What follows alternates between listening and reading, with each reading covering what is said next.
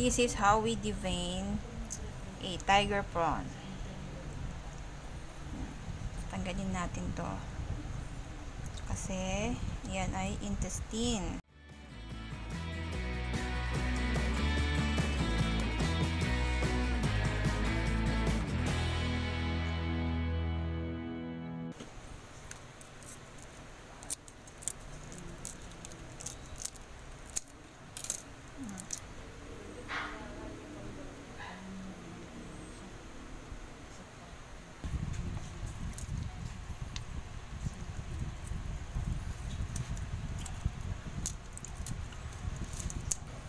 This is how we devein a tiger prawn.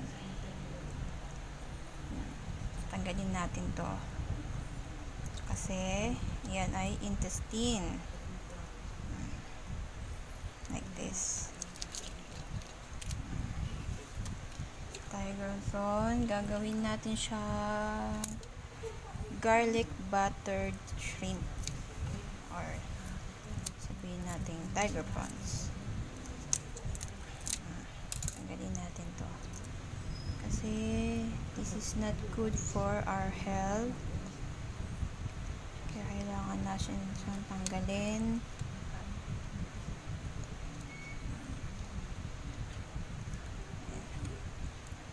Make sure natin na malinis.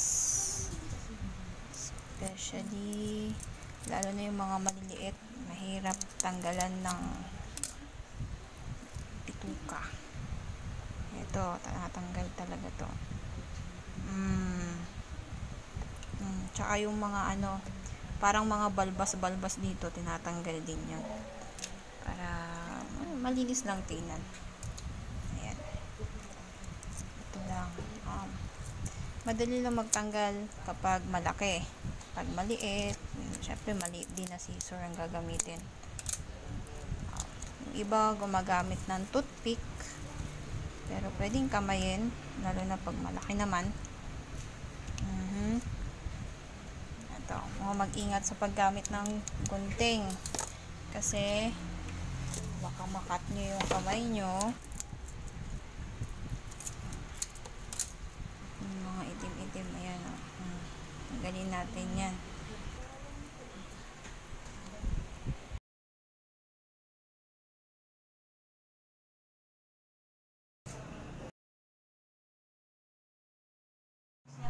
A little bit of oil, just a little, kasi meron tayong butter. Lagay natin ang onion. Sa akin, onion muna ang inuuna ko bago ang garlic.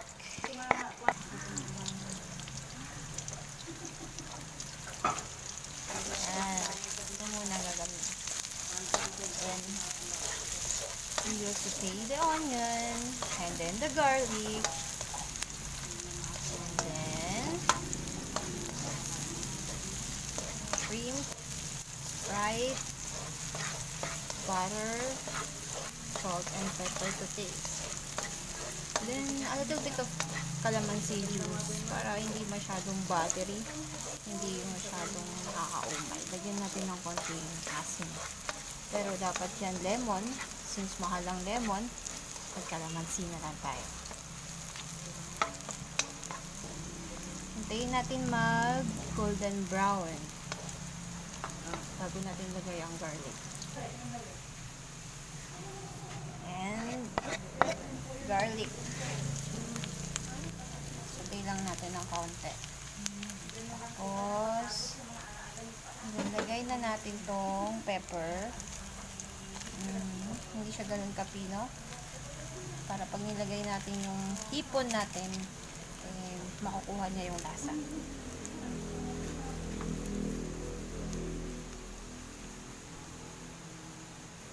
Maglagay na rin tayo ng konting asin. Konti lang muna kasi yung butter, hindi natin alam kung alat ba o ano. Mag-a-adjust na lang. Mag-adjust na lang kayo kapag gusto nyo na pang maalat or hindi. Lagyan natin yung butter.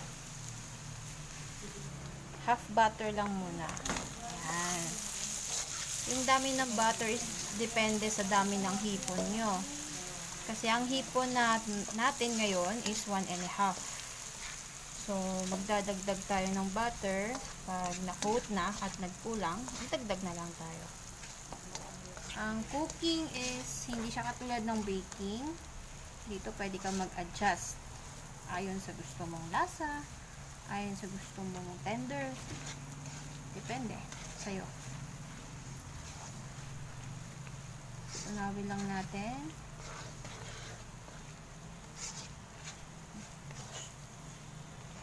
Ilalagay ko na itong hipon. This is 1.5 kg. Gamit na lang tayo ng spatula. Ayan. Diba? Mukhang kulang ang ating butter. May maliliit tayo version. Nilahalo na lang natin. Hinahin ko lang itong malaki kasi para pag naluto yung maliit, luto na rin itong malaki. Hindi siya pwede magsabay. Hindi siya magiging even cook.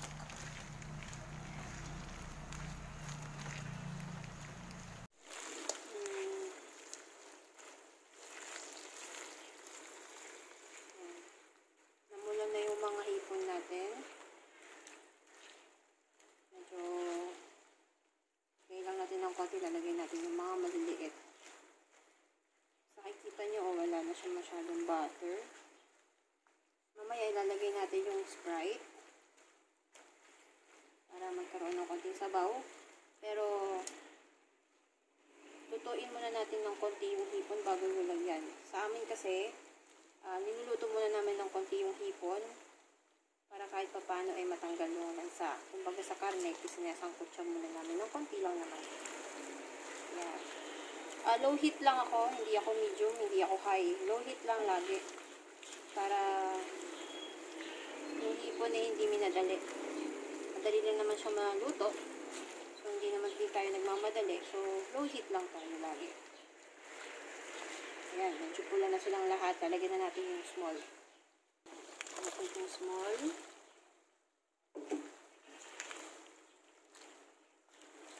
Mag-a-adjust tayo ng butter. Lalagyan natin ulit ng butter. Ayaw naman namin yung talagang buong yan sabaw ng butter. Hindi naman pwede yung ganun. Siguro 75% ng one butter, yun na may lalagay natin dito. Dagdag natin to. Yan. Dagdag natin dyan.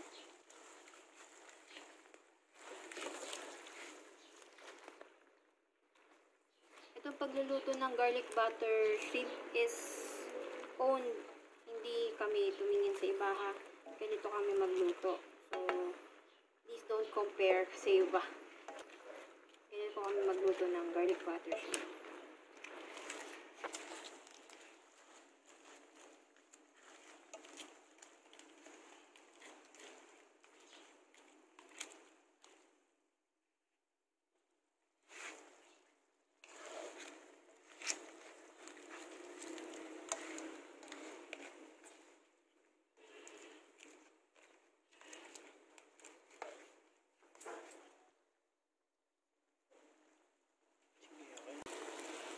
Lalagay na tayo ng Sprite.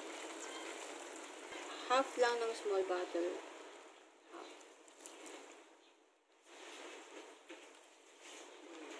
And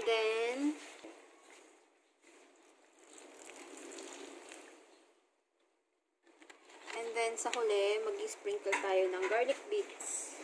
Madaming garlic bits para the essence of garlic butter shrimp.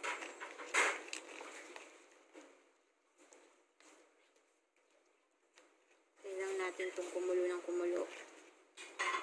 Then, titikman natin kung okay na sa ating panlasa.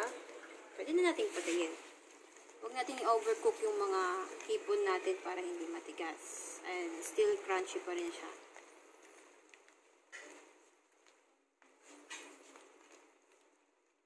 Sprinkle na tayo ng garlic bits. So, yung garlic bits ay depende sa inyo kung gaano karami. Kung gusto nyo talaga na sobrang daming garlic, syempre dadamihan nyo rin. Para lasa talaga. Yan. Thick enough na yan. Kuluin lang tayong mga medyo meron pang mga, yun, hindi masyadong luto. Baliktarin lang natin. Para maging even. Cook. Tapos, ayan. Itong mga sabaw na to, hindi lahat to butter ha. Hindi lahat siyang butter. So, ito paano healthy pa din. Maglalagay tayo ng konting-konting kalamansi. Siguro 1 tablespoon or 2 tablespoon. Maglalagay tayo ng kalamansi pag alam natin yung hipon natin ay luto na. Huwag tayo maglalagay ng kalamansi nang hindi pa luto ang hipon kasi hindi na siya maluluto pa. Asin. Okay. Isa pa, konti pa. Dapat yung medyo kakagat din yung asin para matanggal niya yung umay sa butter. Ayan. Titikman natin. Kung okay na ba? Bango. Pinakamasarap na part. Yung tikiman time. Tikiman time. Pero sabaw lang. Yung hipon mamaya na.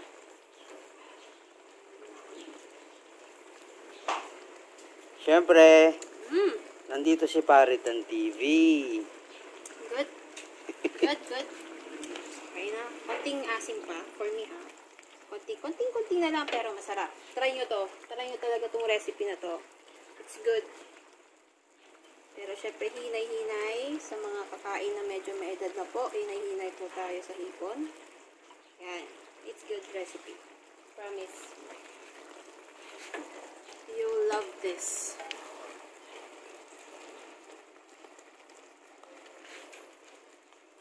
Okay.